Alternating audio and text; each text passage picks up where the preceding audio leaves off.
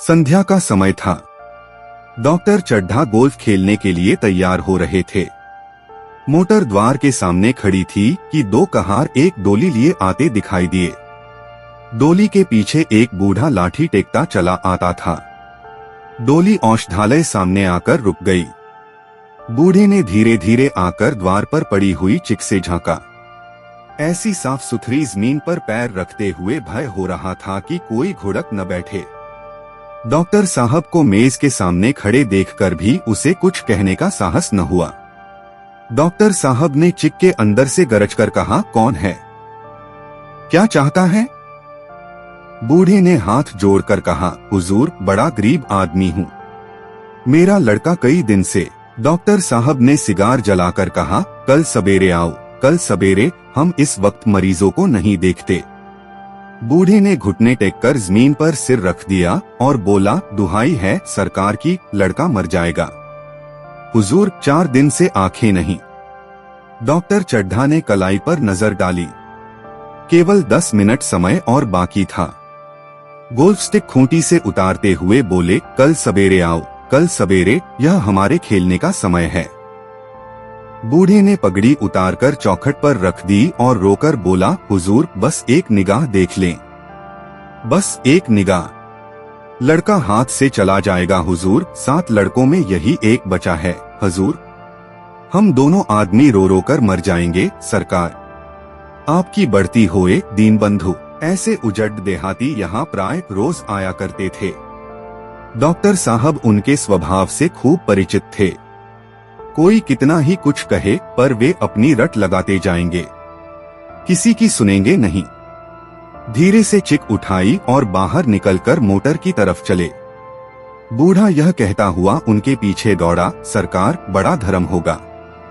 हजूर, दया कीजिए, बड़ा दीन दुखी हूँ, संसार में कोई और नहीं है बाबूजी। मगर साहब ने उसकी ओर से मुंह फेरकर देखा तक नहीं। मोटर में बैठकर बोले, कल सवेरे आना। मोटर चली गई।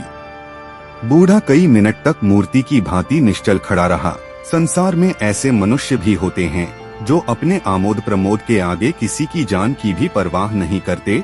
शायद इसका उसे अब भी विश्वास न आता था। सभ्य संसार इतना निर्मम, इतना कठोर है, इसका ऐसा मर्ममेदी अनुभव अब तक न हुआ था।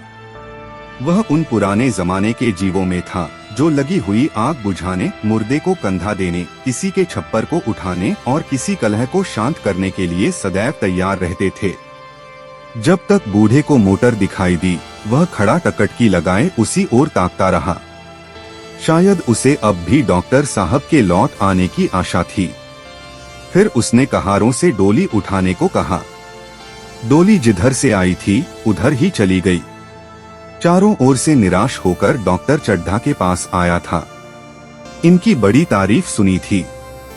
यहाँ से निराश होकर वह फिर किसी दूसरे डॉक्टर के पास नहीं गया। किस्मत ठोक ली। उसी रात को उसका हंसता खेलता 7 साल का बालक अपनी बाल लीला समाप्त करके इस संसार से सिधार गया। बूढ़े माँ बाप के जीवन का यही एक आधार था। इसी का मुंह देखकर जीते थे। इस दीपक के बुझते ही जीवन की अंधेरी रात भाई भाई करने लगी। बुढ़ापे की विशाल ममता टूटे हुए हृदय से निकलकर उस अंधकार में आर्तस्वर से रोने लगी। कई साल गुजर गए। डॉक्टर चड्ढा ने खूब यश और धन कमाया, लेकिन इसके साथ ही अपने स्वास्थ्य की रक्षा भी की, जो एक असाधारण बात थी।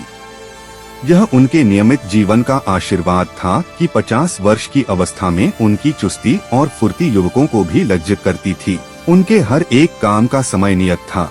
इस नियम से वह जौ भर भी न टलते थे। बहुधा लोग स्वास्थ्य के नियमों का पालन उस समय करते हैं जब रोगी हो जाते हैं। डॉक्टर चड्ढा उपचार और संयम का रहस्य खूब समझते थे। उनकी संतान संख्या भी इसी नियम के अधीन थी। उनके केवल 2 बच्चे हुए, एक लड़का और एक लड़की। तीसरी संतान न हुई, इसलिए श्रीमती चड्ढा भी अभी जवान मालूम होती थीं। लड़की का तो विवाह हो चुका था। लड़का कॉलेज में पढ़ता था। वही माता पिता के जीवन का आधार था। शील और विनय का पुतला, बड़ा ही रसिक, बड़ा ही उदार, विद्यालय का गौरव, युवक समाज की शोभा। मुखमंडल से तेज की छटासी निकलती थी। आज भी अच्छा था। आज उसी की 20वीं सालगिरह थी। संध्या का समय था। हरी-हरी घास पर कुर्सियां बिछी हुई थीं। शहर के रईस और हुक्काम एक तरफ, कॉलेज के छात्र दूसरी तरफ बैठे भोजन कर रहे थे। बिजली के प्रकाश से सारा मैदान जगमगा रहा था। आमोद प्रमोद का सामान जमा था। छोटा सा प्रहसन खेलने की तैयारी थी। प्रहसन स्वयं कैलाश नाथ ने लिखा था। वही मुख्य एक्टर भी था। इस समय वह एक रेशमी कमीज पहने, नंगे पांव इधर से उधर मित्रों की आवभगत में लगा हुआ था। कोई पुकारता, कैलाश जरा इधर आना। कोई उधर से बुलाता, कैलाश क्या उधर ही रहोगे। सभी उसे छेड़ते थे। सहसा एक रमणी ने उसके पास आकर कहा, क्यों कैलाश, तुम्हारे सांप कहाँ हैं? जरा मुझे दिखा दो। कैलाश ने उससे हाथ मिलाकर कहा, मृणलिनी इस वक्त क्षमा करो, कल दिखा दूंगा। मृणलिनी ने आग्रह किया, जी नहीं, तुम्हें दिखाना पड़ेगा। मैं आज नहीं मानने की, तुम रोज कलकल करते रहते हो। मृणलिनी और कैलाश दोनों सहपाठी थे और एक दूसरे के प्रेम में पड़े हुए। कैलाश को सांपों के पालने, खिलाने और नचाने का शौक था। तरह तरह के सांप पाल रखे थे। उनके स्वभाव और चरित्र की परीक्षा करता रहता था। थोड़े दिन हुए, उसने विद्यालय में सांपों पर एक मार्के का व्याख्यान दिया था। सांपों को नचाकर दिखाया भी था। प्राणिशास्त्र के बड़े बड़े पंडित भी यह व्याख्यान सुनकर दंग रह गए थे। यह विद्या उसने एक बूढ़े संपेरे से सीखी थी। सांपों की जड़ी बूटियां जमा करने का उसे मरण था। इतना पता भर मिल जाए कि किसी व्यक्ति के पास कोई अच्छी बड़ी है, फिर उसे चैन न आता। उसे लेकर ही छोड़ता था। यही व्यसन था। इस पर हजारों रुपए फूंक चुका था। मृण्यनी कई बार आ चुकी थी, पर कभी सांपों के देखने के लिए इतनी उत्सुक न हुई थी। कह नहीं सकते, आज उसकी उत्सुकता सचमुच जाग गई थी, या वह कैलाश पर अपने अधिकार का प्रदर्शन करना चाहती थी, पर उसका आग्रह बेमौका था। उस कोठरी में कितनी भीड़ लग जाएगी, भीड़ को देखकर सांप कितने चौंकेंगे और रात के समय उन्हें छेड़ा जाना कितना बुरा लगेगा, इन बातों का उसे भरा भी ध्यान न आया। कैलाश ने कहा, नहीं, कल जरूर दिखा दूंगा। इस वक्त अच्छी तरह दिखा भी तो न सकूंगा, कमरे में तिल रखने की भी जगह न मिलेगी। एक महाशय ने छेड़कर कहा, दिखा क्यों नहीं देते जी, जरा सी बात के लिए इतना टालमटोल कर रहे हो। मिस गोविंद हरगिज न मानना। देखें कैसे नहीं दिखाते। दूसरे महाशय ने और रद्दा चढ़ाया, मिस गोविंद इतनी सीधी और भोली हैं, तभी आप इतना मिलान करते हैं। दूसरी सुंदरी होती तो इसी बात पर बिगड़ खड़ी होती। तीसरे साहब ने मजाक उड़ाया, अजी बोलना छोड़ देती। भला कोई बात है। इस पर आपको दावा है कि मृणलिनी के लिए जान हाजिर है। मृणलिनी ने देखा कि ये शोहदे उसे चंग पर चढ़ा रहे हैं, तो बोली, आप लोग मेरी वकालत न करें, मैं खुद अपनी वकालत कर लूंगी। मैं इस वक्त सांपों का तमाशा नहीं देखना चाहती। चलो छुट्टी हुई। इस पर मित्रों ने ठट्ठा लगाया। एक साहिब बोले, देखना तो आप सब कुछ चाहें, पर कोई दिखाए भी तो। कैलाश को मृणलिनी की झपी हुई सूरत देखकर मालूम हुआ कि इस वक्त उसका इनकार वास्तव में उसे बुरा लगा है। जो ही प्रीति भोज समाप्त हुआ और गाना शुरू हुआ, उसने मृणलिनी और अन्य मित्रों को सांपों के दरबे के सामने ले जाकर महुअर बजाना शुरू किया। फिर एक एक खाना खोलकर एक एक सांप को निकालने लगा।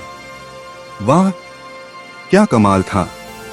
ऐसा जान पड़ता था कि ये कीड़े उसकी एक एक बात, उसके मन का एक एक भाव समझते हैं। किसी को उठा लिया, किसी को गर्दन में डाल लिया, किसी को हाथ में लपेट लिया। मृणलिनी बार बार मन करती कि इन्हें गर्दन में न डालो, दूर ही से दिखा दो, बस जरा नचा दो। कैलाश की गर्दन में सांपों को लिपटते देखकर उसकी जान निकल जाती थी। पछता रही थी कि मैंने व्यर्थ ही इनसे सांप दिखाने को, मगर कैलाश एक न सुनता था। प्रेमिका के सम्मुख अपने सरपकला प्रदर्शन का ऐसा अवसर पाकर वह कब चुकता। एक मित्र ने टीका, दांत तोड़ डाले होंगे। कैलाश हंसकर बोला, दांत तोड़ डालना मदारियों का काम है। किसी के दांत नहीं तोड़ गए? कहिए तो दिखा दूं? कहकर उसने एक काले सांप को पकड़ लिया और बोला, मेरे पास इससे बड़ा और जहरीला सांप दूसरा नहीं है। अगर किसी को काट ले तो आदमी आनन फानन में मर जाए, लहर भी ना आए। इसके कांटे पर मंत्र नहीं। इसके दांत दिखा दूं? मृण्यनी ने उसका हाथ पकड़कर कहा, नहीं नहीं कैलाश, ईश्वर के लिए इसे छोड़ दो, तुम्हारे पैरों पड़ती हूं। इस पर एक दूसरे मित्र बोले, मुझे तो विश्वास नहीं आता, लेकिन तुम कहते हो तो मान लूंगा। कैलाश ने सांप की गर्दन पकड़कर कहा, नहीं साहब, आप आंखों से देखकर मानिए। दांत तोड़कर वश में किया तो क्या? सांप बड़ा समझदार होता है। अगर उसे विश्वास हो जाए कि इस आदमी से मुझे कोई हानि न पहुंचेगी तो वह उसे हरगिज न काटेगा। मृण्यनी ने जब देखा कि कैलाश पर इस वक्त भूत सवार है तो उसने यह तमाशा बंद करने के विचार से कहा, अच्छा भाई, अब यहाँ से चलो।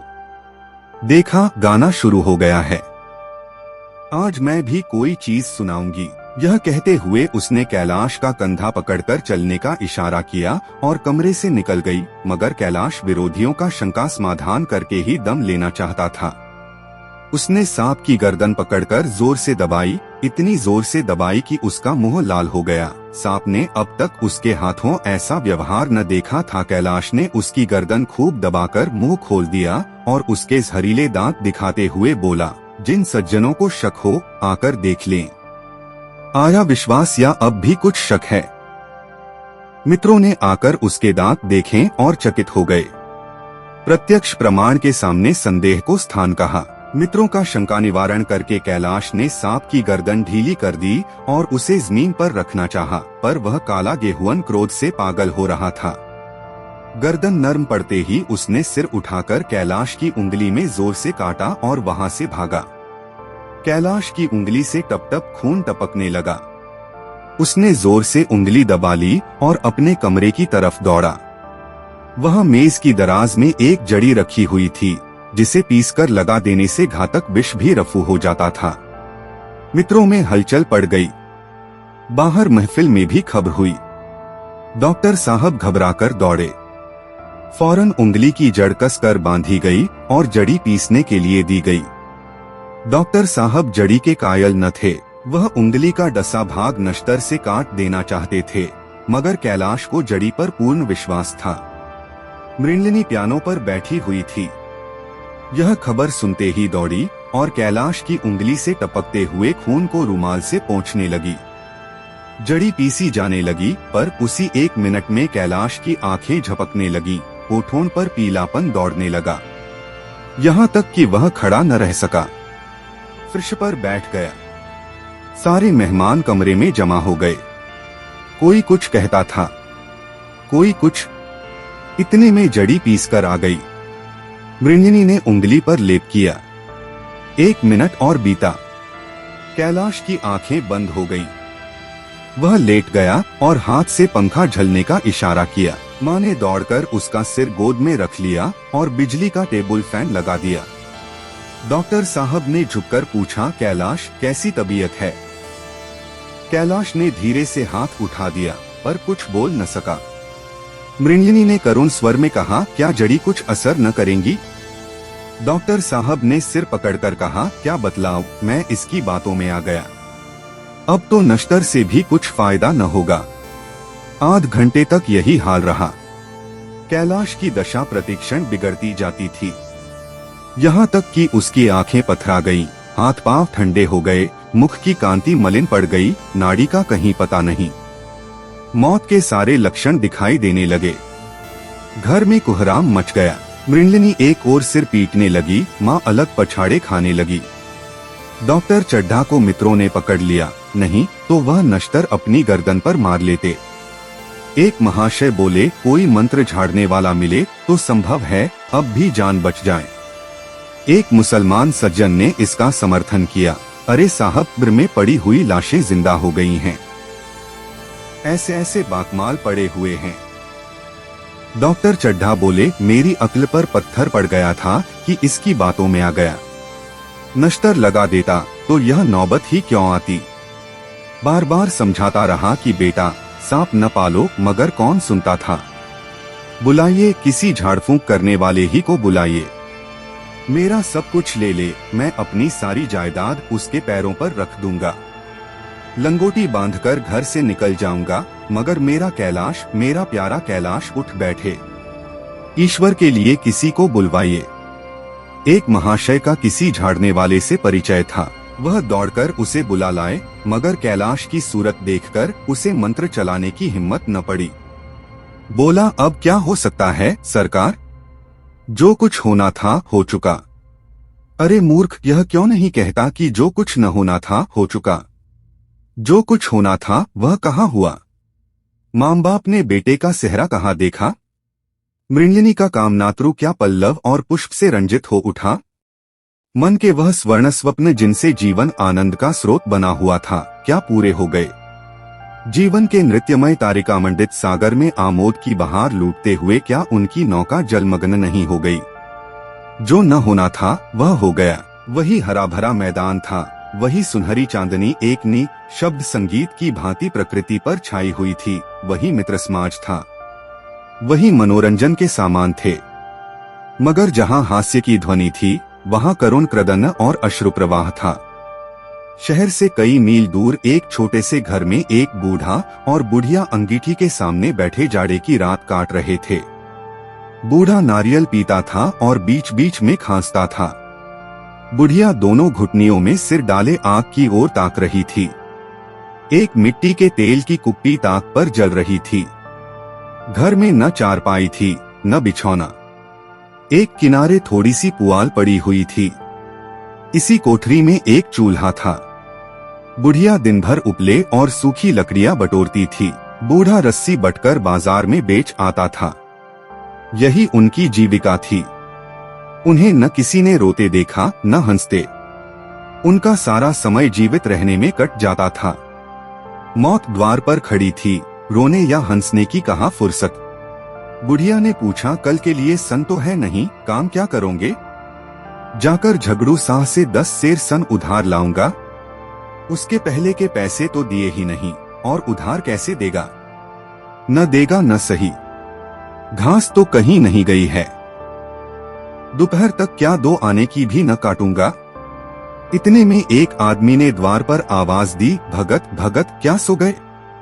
जरा किवाड़ खोलो। भगत ने उठकर किवाड़ खोल दिए। एक आदमी ने अंदर आकर कहा, कुछ सुना? डॉक्टर चड्ढा बाबू के लड़के को सांप ने काट लिया। भगत ने चौंक कर कहा, चड्ढा बाबू के लड़के को? वही चड्ढा बाबू हैं न, जो छावनी में बंगले में रहते हैं?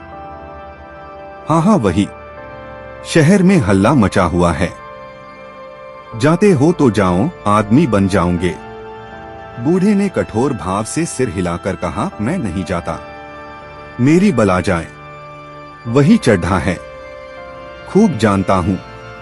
भैया को लेकर उन्हीं के पास गया था। खेलने जा रहे थे। पैरों पर गिर पड़ा कि एक नजर देख लीजिए, मगर सीधे मुंह से बात तक न की। भगवान बैठे सुन रहे थे। अब जान पड़ेगा कि बेटे का गम कैसा होता है। कई लड़के हैं? नहीं जी, यही तो एक लड़का था। सुना है, सबने जवाब दे दिया है। भगवान बड़ा कारसाज है। उस बखत मेरी आंखों से आंसू निकल पड़े थे, पर उन्हें तनिक भी दया न आई थी।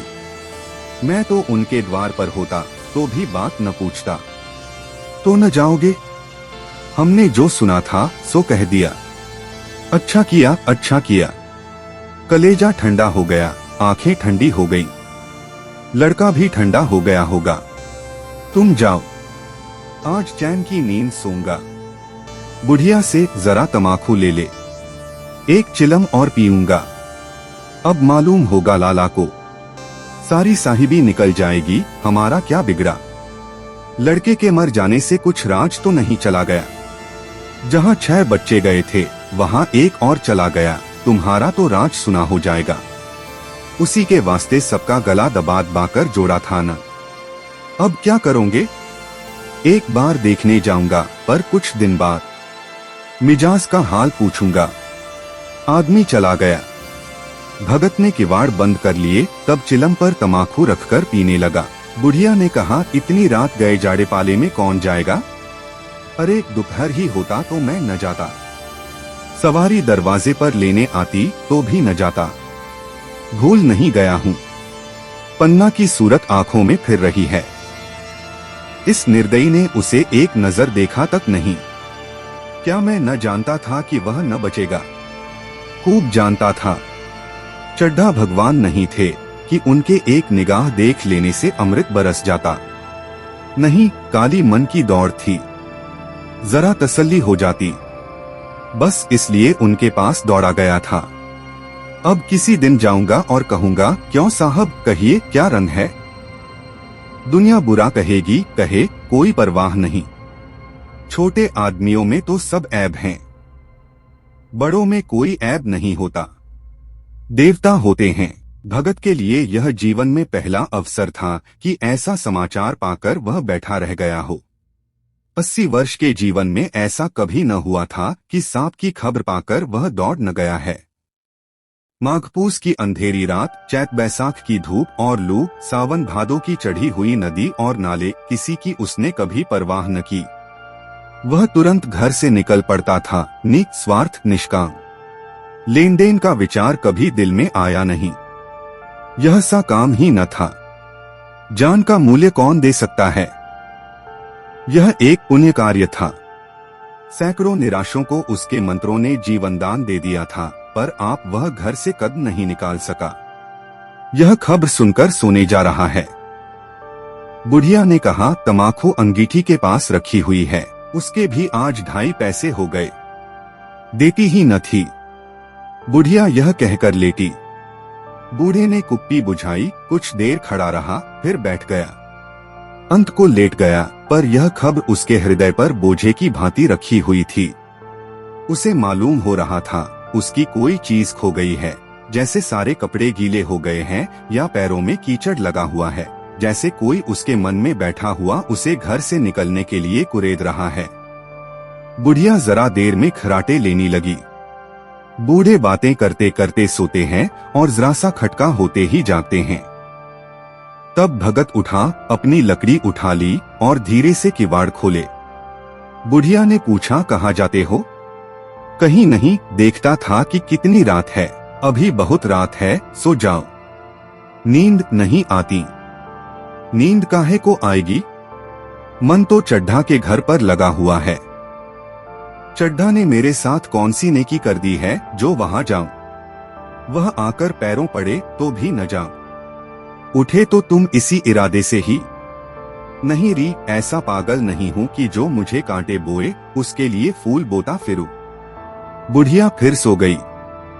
भगत ने किवाड़ लगा दिए और फिर आकर बैठा, पर उसके मन की कुछ ऐसी दशा थी जो बाजे की आवाज कान में पड़ते ही उपदेश सुनने वालों की होती हैं।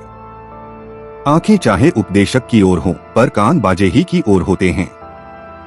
दिल में भी बाजे की ध्वनि गूंजती रहती है। शर्म के मारे जगह से नहीं उठता।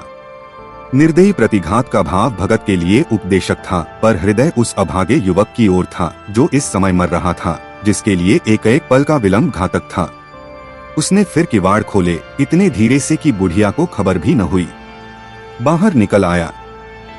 उसी वक्त गांव को चौकीदार गश्त लगा रहा था। बोला, कैसे उठे भगत? आज तो बड़ी सर्दी है, कहीं जा रहे हो क्या? भगत ने कहा, नहीं जी, जाऊंगा कहा। देखता था अभी कितनी रात है। भला क्या बजे होंगे? चौकीदार बोला, 1 बजा होगा और क्या। अभी थाने से आ रहा था तो डॉक्टर चड्ढा बाबू के बंगले पर बड़ी भड़ लगी हुई थी। उनके लड़के का हाल तो तुमने सुना होगा, कीड़े ने छू लिया है। चाहे मर भी गया हो, तुम चले जाओ तो 60 बच जाए। सुना है इस 1000 तक देने को तैयार हैं। भगत, मैं तो न जाऊं, चाहे वह 10 लाख भी दें। मुझे 10,000 या 10 लाख लेकर करना क्या है? कल मर जाऊंगा, फिर कौन भोगने वाला बैठा हुआ है। चौकीदार चला गया। भगत ने आगे पैर बढ़ाया। जैसे नशे में आदमी की देह अपने काबू में नहीं रहती, पैर कहीं रखता है, पड़ता कहीं है, कहता कुछ है, जुबान से निकलता कुछ है। वही हाल इस समय भगत का था। मन में प्रतिकार था, पर कर्म मन के अधीन न था। जिसने कभी तलवार नहीं चलाई, वह इरादा करने पर भी तलवार नहीं चला सकता। उसके हाथ कांपते हैं, उठते ही नहीं। भगत लाठी खटखट करता लपका चला जाता था। चेतना रोकती थी, पर उपचेतना ठेलती थी। सेवक स्वामी पर हावी था। आधी राह निकल जाने के बाद सहसा भगत रुक गया। हिंसा ने क्रिया पर विजय पाई, मैं यूं ही इतनी दूर चला आया। इस जाड़े पाले में मरने की मुझे क्या पड़ी थी। आराम से सोया क्यों नहीं, नींद न आती, न सही 2-4 भजन ही गाता। व्यर्थ इतनी दूर दौड़ा आया। चड्ढा का लड़का रहे या मरे, मेरी बला से। मेरे साथ उन्होंने ऐसा कौन सा सलूक किया था कि मैं उनके लिए मरूं। दुनिया में हजारों मरते हैं, हजारों जीते हैं। मुझे किसी के मरने जीने से मतलब। मगर उपचेतन ने अब एक दूसरा रूप धारण किया। जो हिंसा से बहुत कुछ मिलता जुलता था, वह झाड़ फूंक करने नहीं जा रहा है। वह देखेगा कि लोग क्या कर रहे हैं। डॉक्टर साहब का रोना पीटना देखेगा, किस तरह सिर पीटते हैं, किस तरह पछाड़े खाते हैं। वह देखेगा कि बड़े लोग भी छोटों ही की भांति रोते हैं या सबर कर जाते हैं। वे लोग तो विद्वान होते हैं, सबर कर जाते होंगे। हिंसा भाव को यूं धीरज देता हुआ वह फिर आगे बढ़ा। इतने में 2 आदमी आते दिखाई दिए। दोनों बातें करते चले आ रहे थे। चड्ढा बाबू का घर उजड़ गया, वही तो एक लड़का था। भगत के कान में यह आवाज पड़ी। उसकी चाल और भी तेज हो गई। थकान के मारे पांव न उठते थे। शिरोभाग इतना बढ़ा जाता था, मानो अब मुंह के बल गिर पड़ेगा। इस तरह वह कोई 10 मिनट चला होगा कि डॉक्टर साहब का बंगला नजर आया। बिजली की बत्तियां जल रही थीं, मगर सन्नाटा छाया हुआ था। रोने पिटने के आवाज भी न आती थी। भगत का कलेजा धक धक करने लगा। कहीं मुझे बहुत देर तो नहीं हो गई। वह दौड़ने लगा। अपनी उम्र में वह इतना तेज कभी न दौड़ा था। बस यही मालूम होता था, मानो उसके पीछे मौत दौड़ी आ रही। 2 बज गए थे। मेहमान विदा हो गए। रोने वालों में केवल आकाश के तारे रह गए थे और सभी रो रो कर थक गए थे। बड़ी उत्सुकता के साथ लोग रह आकाश की ओर देखते थे कि किसी तरह सुबह हो और लाश गंगा की गोद में दी जाए। सहसा भगत ने द्वार पर पहुंचकर आवाज दी। डॉक्टर साहब समझे कोई मरीज आया होगा। किसी और दिन उन्होंने उस आदमी को दुत्कार दिया होता, मगर आज बाहर निकल आए। देखा एक बूढ़ा आदमी खड़ा है। कमर झुकी हुई, पोपला मुंह, भौहें तक सफेद हो गई थीं। लकड़ी के सहारे कांप रहा था। बड़ी नम्रता से बोले, क्या है भाई, आज तो हमारे ऊपर ऐसी मुसीबत पड़ गई है कि कुछ कहते नहीं बनता, फिर कभी आना। इधर 1 महीना तक तो शायद मैं किसी भी मरीज को न देख सकूंगा। भगत ने कहा, सुन चुका हूँ बाबूजी, इसीलिए आया हूँ। भैया कहाँ है? जरा मुझे दिखा दीजिए। भगवान बड़ा कारसाज है, मुर्दे को भी जिला सकता है। कौन जाने अब भी उसे दया आ जाए। चड्ढा ने व्यथित स्वर से कहा, चलो देख लो, मगर 3-4 घंटे हो गए। जो कुछ होना था हो चुका। बहुतेर झाड़ने फकने वाले देख देख कर चले गए। डॉक्टर साहब को आशा तो क्या होती। हाँ, बूढ़े पर दया आ गई। अंदर ले गए। भगत ने लाश को 1 मिनट तक देखा, तब मुस्कुरा कर बोला, अभी कुछ नहीं बिगड़ा है बाबूजी। यह नारायण चाहेंगे तो आध घंटे में भैया उठ बैठेंगे। आप नाहक दिल छोटा कर रहे हैं। जरा कहारों से कहिए पानी तो भरें। कहारों ने पानी भर भर कर कैलाश को नहलाना शुरू किया। पाइप बंद हो गया था। कहारों की संख्या अधिक न थी, इसलिए मेहमानों ने अहाते के बाहर के कुएं से पानी भर भर कर कहारों को दिया। मृणलिनी कलसा लिए पानी ला रही थी। बूढ़ा भगत खड़ा मुस्करा मुस्करा कर मंत्र पढ़ रहा था, मानो विजय उसके सामने खड़ी है। जब एक बार मंत्र समाप्त हो जाता, तब वह एक जड़ी कैलाश के सिर पर डाले गए और न जाने कितनी बार भगत ने मंत्र फूका। आखिर जब उषा ने अपनी लाल लाल आंखें खोली तो कैलाश की भी लाल लाल आंखें खुल गईं। एक क्षण में उसने अंगड़ाई ली और पानी पीने को मांगा। डॉक्टर चड्ढा ने दौड़कर नारायणी को गले लगा लिया। नारायणी दौड़कर भगत के पैरों पर गिर पड़ी और मृणालिनी कैलाश के सामने आंखों में आंसू भरे पूछने लगी, अब कैसी तबीयत है? एक क्षण में चारों तरफ खबर फैल गई। मित्रगण मुबारकबाद देने आने लगे। डॉक्टर साहब बड़े श्रद्धा भाव से हर एक के सामने भगत का यश गाते फिरते थे। सभी लोग भगत के दर्शनों के लिए उत्सुक हो उठे, मगर अंदर जाकर देखा तो भगत का कहीं पता न था। नौकरों ने कहा, अभी तो यहीं बैठे चिलम पी रहे थे। हम लोग तमाकू देने लगे तो नहीं ली, अपने पास से तमाकू निकालकर भरी। यहाँ तो भगत की चारों ओर तलाश होने लगी और भगत लपका हुआ घर चला जा रहा था कि बुढ़िया के उठने से पहले पहुँच जाऊं। जब मेहमान लोग चले गए तो डॉक्टर साहब ने नारायणी से कहा, बुढ़ा न जाने कहाँ चला गया। एक चिलम तमाकू का भी रवादार न हुआ।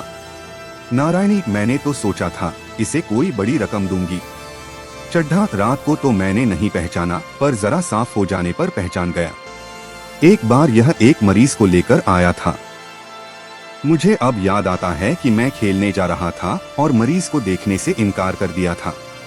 अब उस दिन की बात याद करके मुझे जितनी ग्लानि हो रही है उसे प्रकट नहीं कर सकता। मैं उसे अब खोज निकालूंगा और उसके पैरों पर गिरकर अपना अपराध क्षमा कराऊंगा। वह कुछ लेगा नहीं, यह जानता हूँ। उसका जन्म यश की वर्षा करने ही के लिए हुआ है।